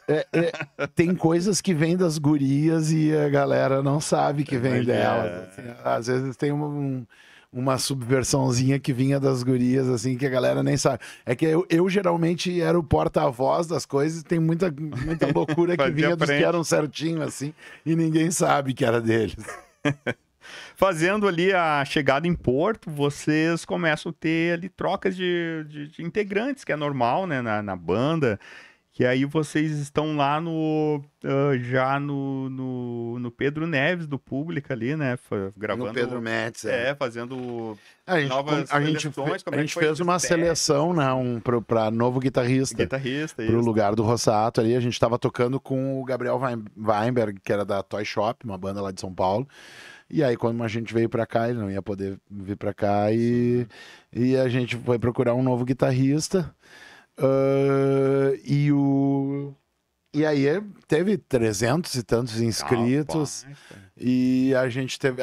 Mas como é que souberam dessa história? A gente divulgou, né? Divulgaram Ipanema e tudo. E Zero Hora, e Patrola e tudo mais. A gente divulgou. Verdade, como eu disse, a gente fazia a divulgação da pesada. Mudou bastante, né, cara?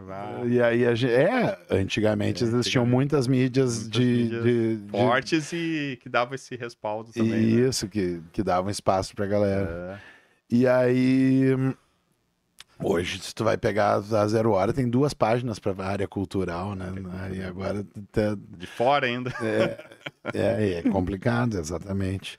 E aí a gente divulgou e deu 300 inscritos. E...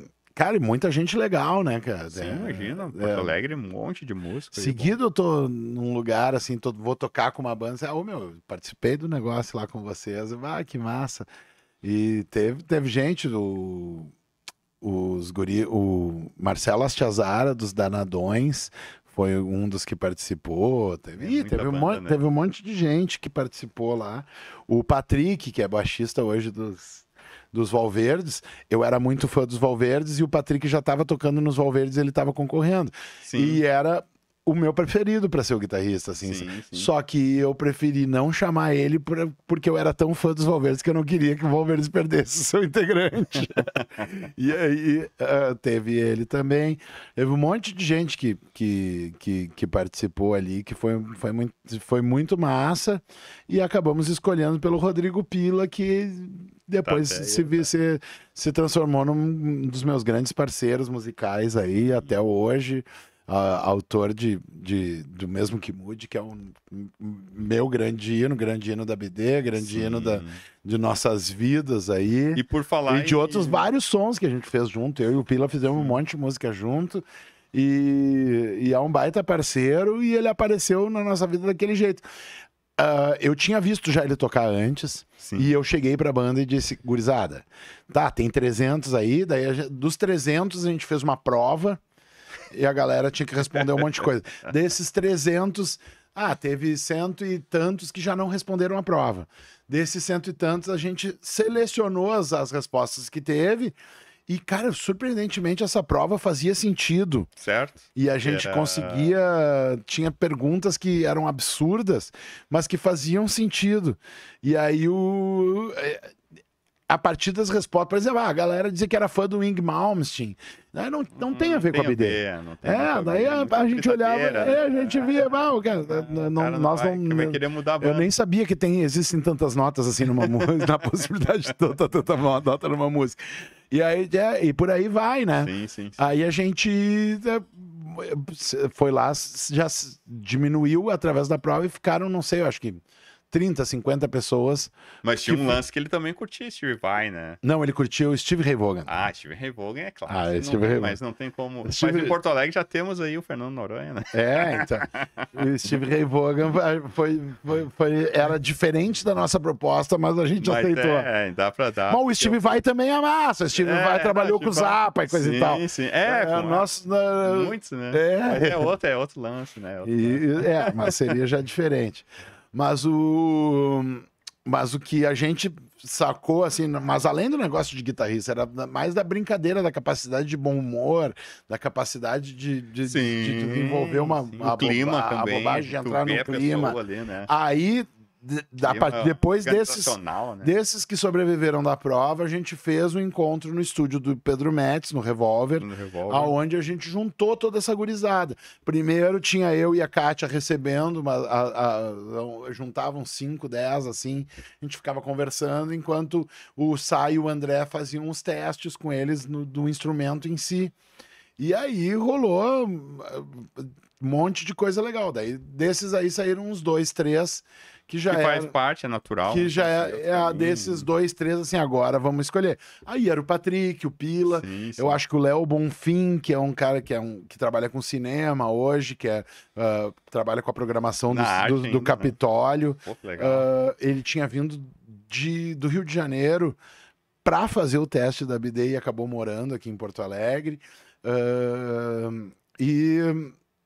Acho que teve mais alguém. Eu me lembro do Luciano Reis também, que era da Viana Mug, É muita gente, cara. que Foi a gente muito chamava legal, de foi exaustivo até, né? o maníaco do diapasão, porque que ele fez uma barulheira fenomenal no estúdio e a gente se assustou. E eu até saí Sim. da minha área, que era ficar conversando com a gurizada, e fui correndo pro estúdio. Cheguei lá, tava um maluco batendo com um diapasão na guitarra. Meio Paul Gilbert com a pradeira, né? E eu, meu chamo, nós temos que botar o maníaco do diapasão na banda, né? E foi muito massa, assim, esse momento. E daí acabamos escolhendo pelo Pila. E aí o Pila já gravou Outubro ou Nada, que foi nosso segundo disco com a gente. Já gravou o terceiro disco, que daí já tem músicas dele já dentro do disco. E ficou na banda, entrou na banda e ficou com a banda até o final. Comentou da Mesmo Que Mude, essa música marcou muito, né? Porque vocês passaram por algumas turbulências, mas ao mesmo tempo ela te remeteu a muitas coisas boas também, né? Na época ali que teu pai estava acamado e tal, que tu recebe uma notícia triste de na época nem era cancelamento, né? Acho que era outra história, mas não dessa música. Problema na justiça, mesmo. Problema na justiça mesmo. Não é com o Mesmo Que Mude, é com outra música. Porque não? É com outra música. Que é uma música que não existe mais. Agora não é mais tocada, eu não gosto mais dela. Sim. A gente nem quer mais. Nem vamos conversar sobre ela agora. Vamos para o outro lado, que é o Mesmo Que Mude. Mesmo Que Mude, que foi na mesma época que ela te remeteu a muita coisa boa, né? O próprio pai meio que como engenheiro, Mesmo né? Que Mude, quando meu pai ouviu a música... Ele deu o aval agora, sim. Porque até então ele tinha medo do filho dele estar sendo artista, estar tocando com banda e coisa e tal. Não tinha tido ainda essa segurança financeira. Eu ainda morava com meu pai e com a minha mãe, mesmo só quando tinha ido morar em São Paulo, mas quando voltei, tinha voltado para casa deles. E aí o meu pai era meio temeroso, assim. E aí quando ele ouviu o nosso terceiro disco, ouviu Mesmo Que Mude, ele disse, agora sim. Imagina ter o aval do pai. E aí, isso aí é aquela coisa legal, né? totalmente freudiana, assim, né? Agora sim. E meu pai gostou. Logo em seguida a gente gravou o acústico. Meu pai, quando ele viu o acústico, a gente foi ver no cinema, né? Teve umas sessões do acústico MTV. Teve uns acústicos MTV no cinema, teve lá em São Paulo e aqui em Porto Alegre. E aí o pai foi daqui de Porto Alegre, ele chorava, se emocionou, gostou muito. Meu pai não era muito de ir em show também, ele não gostava de aglomeração de público e coisa e tal. Né? Minha esposa é engenheira, acho que ela não gosta muito de música, ela gosta de música, mas não... É outro lance. E aí o meu pai, ele tinha essa coisa, não gostava muito de público, ele não ia tanto aos shows quanto a minha mãe ia, minha avó e tudo mais. E aí, quando ele viu ali o acústico, ele se emocionou, ficou muito feliz. E logo em seguida ele teve um problema em casa, né? Teve um problema de saúde, foi parar no hospital, ficou 3 meses no hospital e veio a falecer. E aí, quando ele faleceu...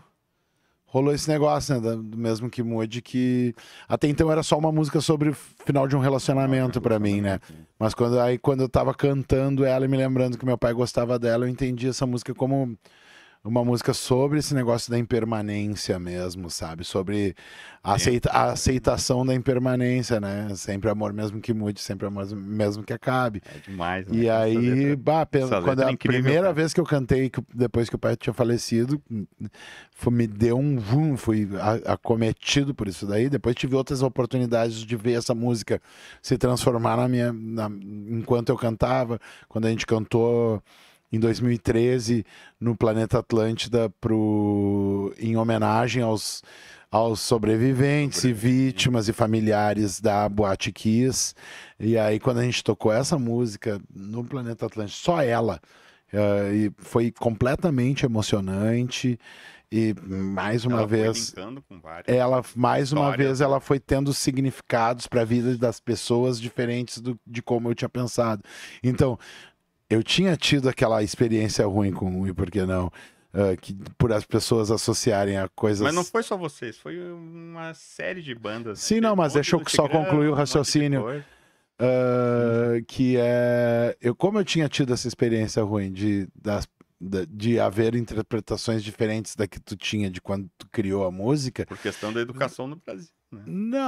Não por isso. Porque a interpretação é uma coisa maravilhosa. A arte é um troço maravilhoso que merece ganhar. Da defasagem, assim. Não, mas deixa eu te dizer, cara. Sim. A arte é um negócio que a graça da arte é poder ser interpretada de diversas formas, entendeu? Concordo. Para bem ou para mal. E eu vi essas duas experiências na minha obra acontecer na minha frente. Vi interpretarem para mal e aprendi que aquilo que eu tinha feito não era legal, e vi interpretarem para bem, e consegui ter mais uma vez carinho pelo que eu tinha feito. Então, mesmo que mude, me resgatou de um limbo de, tu é um demônio, tu criou um troço horrível, mas mesmo que mude, me tirou desse limbo aí, me puxou para fora e disse: tu também é um cara legal, querido, que passa uma boa mensagem para as pessoas. Então, essa sensação... não, eu tenho responsabilidade pelo que eu criei também. Mas essa sensação, ela é maravilhosa para quem vive na arte, assim. E eu acho que é o que há de mais profundo para quem vive na arte, é tu conseguir viver essa montanha russa. Eu acho que é a coisa mais maluca que tu pode viver dentro da arte. E a tua atitude foi assim, de Gaudério, né, meu? Não, tira, ponto final, não toco mais.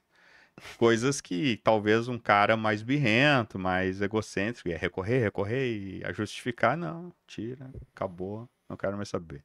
Eu até nem queria comentar, mas faz parte da história, né? Faz parte da também história. Tinha a questão da justiça, né? Tava e ali, era um movimento todo. Tinha uma gravadora, MTV, sei lá o quê, um monte de gente envolvida no troço. Eu ia brigar para ir pro Supremo, para sei lá o quê, para sustentar o meu próprio ego. Mas é que me ensinaram sobre a música ali, eu enxerguei uma coisa que eu não tinha enxergado ainda sobre a minha própria criação. E eu desgostei daquilo. E quando eu desgostei daquilo, eu disse: beleza, cara. Que suma essa coisa na nossa frente. E eu, cara, inclusive hoje, até me chateio. Eu me chateio que ela exista em alguns streamings e no YouTube, que ela tenha por aí. Você já deixou bem claro em eu gostaria de entrar na justiça contra quem bota ela no... Eu só não faço isso para não chamar mais atenção. Carlinhos, então tu é amigão aí do Chico Bretanha aí, que é teu produtor. Pô, é meu melhor amigo, né? Melhor amigo, multitarefa, né? Eu queria que tu passasse aí... Meu casamento mais longo. Eu sei que o papo foi longo, talvez a gente tenha uma oportunidade para pós-festa da MTV, que a gente não comentou. Eu não sei que pós-festa é essa que tu tá falando, mas eu provavelmente não lembro. Eu acho que foi, porque eu não esqueci, eu não lembro. O Tonho foi. Não, é que tem um seguinte, ó, cara. O dia que tu diz do pós-festa. Não, a do pós-gravação. Pós-gravação do Acústico MTV. E o Tonho e o Gross lembram de algo. É porque. Que acordaram no outro dia. Não, mas isso é do dia deles. É porque foi gravado em 2 dias. Eu imaginava que era. Não, foi gravado em 2 dias. Se eu não eu não vi a gravação deles. Vocês gravaram. E eu não tava, eu acho que eu já tive que fazer show em outro lugar. Tá, pode ser, ó. Porém, na semana a gente tava por lá e pra mim não é pós, teve uma loucurada anterior. Eu não tava, eu já tava numa... faz parte, eu sempre... Eu na loucurada, eu era sempre vai e volta. E nessa época eu tava na época não, eu não tava doidão, como agora já tô há 9 anos sem me enlouquecer, né? E aí agora, e naquela época eu não tava, eu tava sóbrio de carinha, mas o André, o nosso baixista, cara, ele tomou um foguete. Isso, foi algo que... Ele tomou um foguete e foi para uma festa. Foi numa festa na casa da Pete. Isso. E se perdeu, enlouqueceu. Eu tava no hotel, bem baixadinho, bem quietinho. E o André ligou pro Li, pro nosso produtor. Disse, Li, onde é que eu tô? Aí, como assim, cara? Que maneiro. Cara. Ele ligou e disse, fase, né? Li, onde é que eu tô? Aí, como assim, cara? Olha ao teu redor aí. Tem um viaduto aqui. Cara, tu tá em São Paulo, a cidade que mais tem viaduto no mundo. Ah, tem um viaduto assim, assado. Ele acabou achando o André e conseguindo trazer ele de volta. E ele quase não conseguiu gravar. Mas foi um dia antes da gravação da nossa gravação. O pós-acústico, acho que foi daí no dia da Cachorro e da Ultraman. O nosso dia era Vander e Bidê. Ah, maneiro, cara. Mas fica aí, né, o nosso registro. E depois teve o cinema lá em São Paulo. Também, né? O cinema que foi emocionante. Foi emocionante e totalmente legalizado. Essa aí. Cineminha no meio do shopping de São Paulo e Malásia me puxa uma catronca. Malásia. Vamos botar o nome já, né? Malásia, ele tá com bar ainda ali na... Não. O Malásia é DJ, né? Toca em várias festas. O bar ele não tá mais. Mas ele voltou pro Ultraman? Voltou? Não. Ah, que pena. Mas Também enfim, faz parte. E o Baita Troço, quer deixar algum recado final? Desculpa ocupar o teu tempo, nosso tempo é curto aqui, mas... pode falar os teus projetos futuros, a turnê que eu fui no show, fiz Roda Punk, não sei se tu vai lembrar, mas eu tava com a minha esposa fazendo Roda Punk ali no show que teve várias bandas ali, um festival, daí eu tava num cantinho fazendo, depois de fazer a cobertura Roda Punk com a minha esposa e tu lá cantando, foi lá pra cima. O teu show é demais, cara, parabéns. Deus te abençoe. A banda toda, assim, foi incrível mesmo. Deus te abençoe, continue procurando tirar seu próprio sangue, né? A cada show. É assim que a gente tem que se divertir, só é bom quando sangra. Quando a gente mesmo sangra. Sim. Deus live, né? Não sei se é muito correto de minha parte falar isso daí, mas eu gosto dessa ideia. Se divertiu, a minha esposa me olhou assim, a gente foi para um canto, que era um festival, né? E vocês eram o penúltimo, acho, eu tava em teve o show do Graforreia, foi demais. Esse daquele do Araújo ali? Teve... Até tem a camisa ali da Produto Oficial, né? Exatamente. Do rock, a gente fez uma turnê grandona e conseguimos... ali eu tô, uns 3 daqueles shows. Isso, e aí a Produto Oficial, nossa parceira que lança as nossas camisetas aí,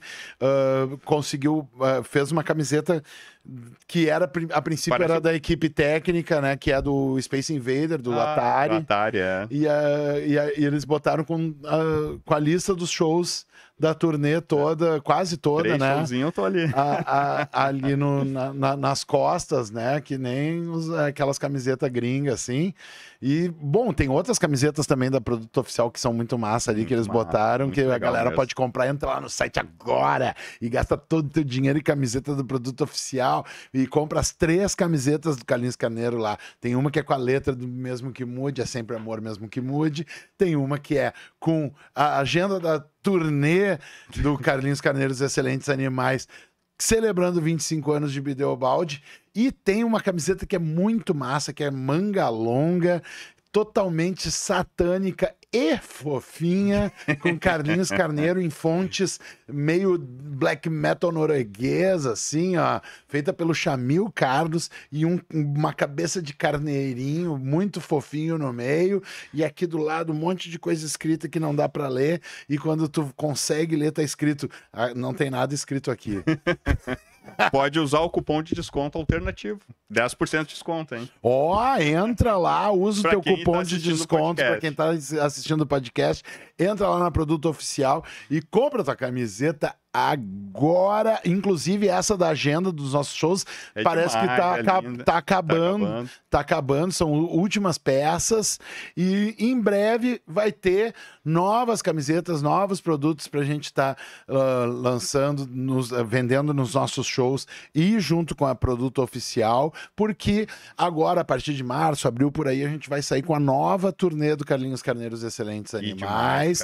Lançando esse disco que a gente gravou ao vivo e espalhando mais loucuras. E tem muito mais coisa para acontecer nesse ano. Nós estamos em 2025. O Acústico MTV Bandas Gaúchas foi gravado e lançado em 2005. Portanto, será que não vai ter um showzinho de 20 anos do Acústico MTV Bandas Gaúchas. Tem que ter, né, pessoal? Tem que ter, tem que ter. Já que a gente falou tanto nisso daqui, tem que ter. ó, de repente esse resgate está mais perto do que você espera. Então se prepare que temos um grande ano pela frente. Novidades. Um monte de coisa acontecendo na minha agenda. Segue lá o @CarlinhoOneiro. Tem um monte de coisa. Agora tem carnaval também. Eu vou estar com o Bloco do Império da Lã tocando em carnaval de Santa Cruz, carnaval de Garopaba, botar um bloco na rua no carnaval de Garopaba, no carnaval de Santa Cruz. Nós vamos fazer baile em lugares fechados aqui em Porto Alegre. Vai ter carnaval no Fuga.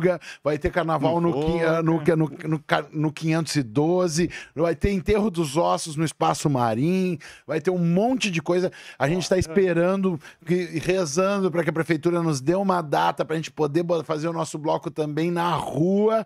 Então, tem toda uma programação de carnaval com o Bloco do Império da Lã, um monte de shows acontecendo aí e mensalmente acontecerão eventos do Baita Troço, que é um microfestival muito doido, mutante, itinerante, que eu faço em lugares diferentes por Porto Alegre ou pelo estado inteiro, e sempre trazendo bandas novas, artistas antigos, misturando gente de diferentes gerações, gente que vem de fora. Já tem, dia 9 de março vai rolar Baita Troço no Legato, vai ter show da Piano Coquetel, que é uma banda nova muito massa. Vai ter show também do... Quem mais que vai tocar nesse dia 9? É um super evento. Vai ter um monte de shows, vai ser lá no Estúdio Legato, na Avenida Berlim. E no dia 17 de abril também já tem outro Baita Troço no Legado marcado, com Gustavo Kali, compositor das músicas do Vander Wildner, tocando com a Pata de Elefante. Vai ter show da Pata de Elefante também nesse dia. Vai ter um Replicante Apaixonado, show do Gerbasi, lá no Baita Troço do dia 17 de abril. E vai ter a 3D, a banda da Polaca, tocando lá. Uma noite totalmente punk, maluca, deliciosa, para vocês que são fãs do rock de todos os tempos, de tudo quanto é gente fazendo. Quem faz loucura merece os anjos. E o rock tá aí, tá voltando. Você que quer apoiar. Sim, parece que ele não... E dessa vez ele... Vem pra voltar com tudo. Não, parece que agora ele vem no trem-bala. Vem no trem-bala. É isso aí. Obrigado, Carlinhos. Imensa satisfação. Cara. Muitas felicidades aí pra ti, cara. Boa sorte sempre. E que todos os santos de todas as religiões te abençoem. Obrigado.